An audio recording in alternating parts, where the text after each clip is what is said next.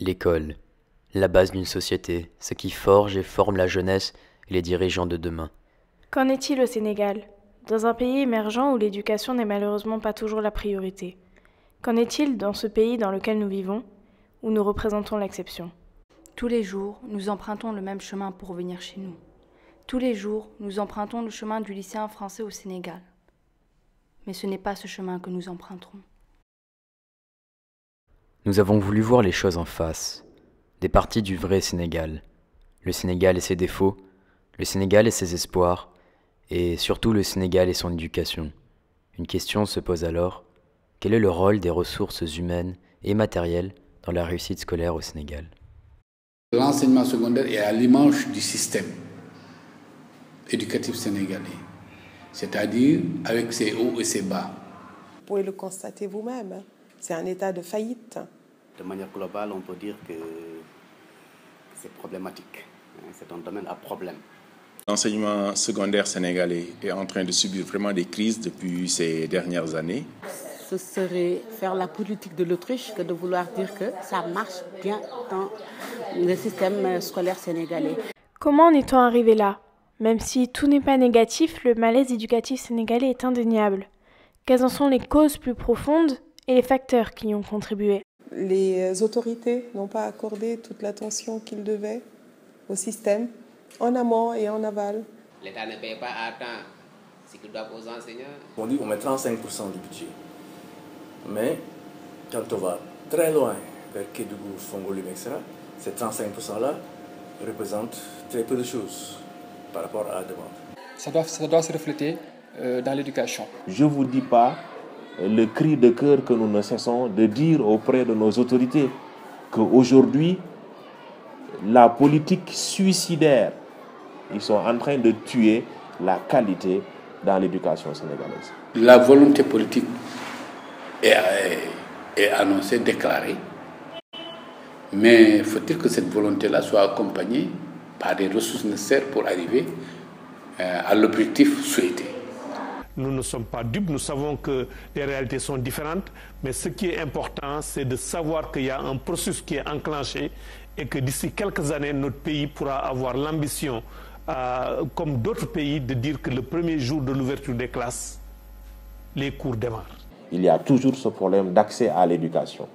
Malgré le fait que l'État aussi essaie de mettre en place une politique d'accès à l'éducation, mais elle est encore, le problème est encore là. Ni les apprenants, ni les enseignants ne ressentent vraiment cette part du budget que l'on prétend avoir investi dans l'éducation, dans leurs conditions de travail et de vie. On n'a pas toute la rigueur nécessaire pour gérer des budgets comme ça.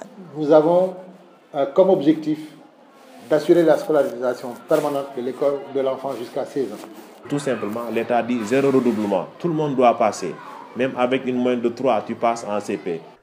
Les salles de classe ne disposent pas d'assez d'équipements afin que le cours se déroule dans les conditions souhaitées. Le matériel manque, pour beaucoup de matières, obligeant les professeurs à enseigner avec le strict minimum.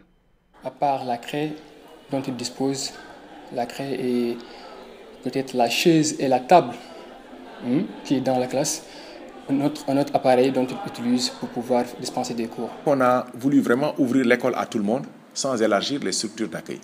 Le manque de ressources matérielles est tellement criard que c'est extrêmement difficile.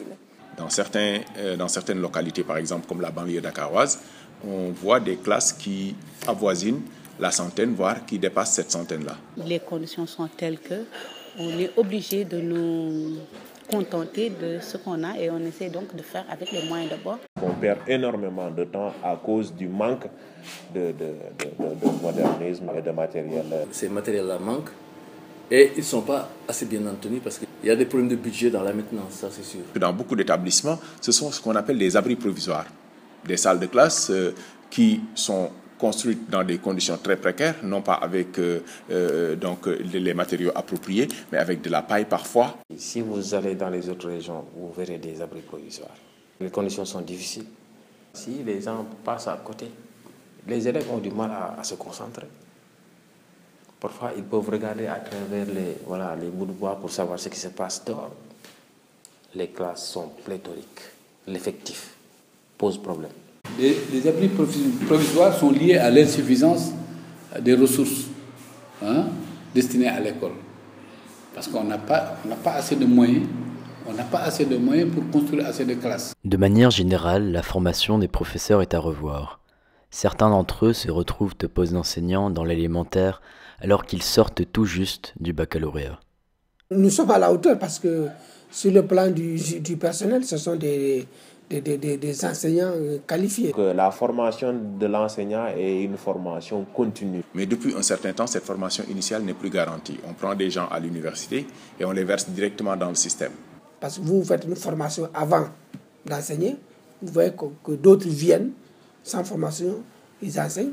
Des professeurs qui n'ont pas franchement les diplômes, mais qui vont connaître quelqu'un à plus haut niveau. C'est des choses qu'il ne faut pas prendre à la légère. Puis quelqu'un qui n'est pas préparé pédagogiquement à encadrer des élèves, c'est n'importe qui. Si vous avez besoin de 1000 professeurs aujourd'hui au secondaire, on en a peut-être que entre 700 et 800 qui ont le niveau de formation. Donc on est obligé de combler par des vacataires. Donc la formation continue reste quelque chose de très important dans l'amélioration des compétences de nos enseignants. L'environnement familial est sans doute l'un des facteurs les plus importants dans la réussite scolaire d'un étudiant, et donc dans son implication, dans un contexte au Sénégal pas toujours très simple. Ils n'aiment plus étudier en quelque sorte, ils aiment plus la facilité. Et malheureusement, ils ne sont pas soucieux de cet avenir-là. Parce que quand on ne sait pas lire, écrire et calculer, on a des difficultés par exemple à suivre le rythme des cours à partir du moyen secondaire. Beaucoup d'élèves arrivent avec leur bac, ils réussissent, ils ne sont pas orientés. On ne sait pas où les mettre. Être orienté à l'université, ce n'est plus évident. Ils ne prennent pas note, donc ils écrivent, ils recopient le texte et après ils rentrent chez eux, ils l'apprennent par cœur, ils ne vont même pas au-delà de l'information. Mais à ce niveau-là, différents points de vue se confrontent. En tout cas, les élèves sénégalais sont très bien éduqués pour l'école. Ils comprennent que l'école est un tremplin, que c'est une chance pour eux d'évoluer. L'implication, elle est là, la volonté, elle est là, mais à côté de cette volonté-là, il n'y a pas les équipements. Ils se rendent compte que c'est encore un des rares, pour ne pas dire le seul moyen qu'ils ont d'accéder à la promotion sociale. Les parents jouent un rôle essentiel dans la scolarité de l'enfant. Le manque de soutien financier, matériel, mais surtout moral et psychologique peut altérer la réussite scolaire. Les parents ont baissé les bras depuis, on ne les voit pratiquement plus. Pas du tout impliqués. Alors ça, je dis que c'est le maillon faible. Les parents d'élèves, on les entend que quand le problème est sur la place publique. Ils n'accordent pas beaucoup de temps, beaucoup d'énergie à leurs enfants qui en auraient bien besoin. Ils préfèrent aller chercher de quoi manger d'abord. Quand un père de famille arrive et qui doit payer l'école et qu'à côté, il n'a rien pour manger, il n'y a pas vraiment de choix. À côté de ça, il y a des parents très impliqués qui aident leurs enfants, qui sont présents aux réunions. C'est comme un véhicule. Un véhicule est là, tout est là, l'essence, l'eau, tout. Mais s'il n'y a pas un bon chauffeur, mais le véhicule ira où? Comment alors définir la réussite scolaire? Elle n'est mesurable par de simples taux. Celle-ci inclut également l'émancipation de l'élève en tant que citoyen responsable, formé par un personnel encadrant de qualité dans un contexte favorable. Et celui-ci fait malheureusement trop souvent défaut au Sénégal.